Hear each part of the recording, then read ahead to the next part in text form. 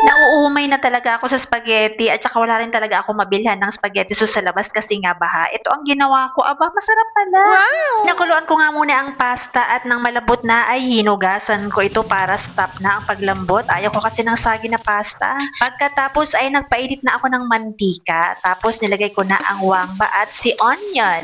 Nilagay ko na din ang 100 years old na tuna. Minekos-mekos ko lang tapos nilagay ko na ang tasga na iba. Isang lata ang nilagay ko.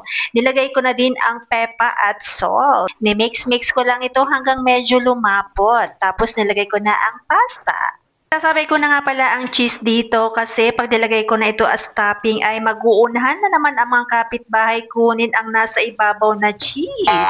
Haluin natin hanggang ma-absorb ang sauce. Tapos isalin na natin at ayusin natin for presentation. O diba, maarte kasi ako. Naglagay lang din ako ng dahon-dahon dyan para social kunyari.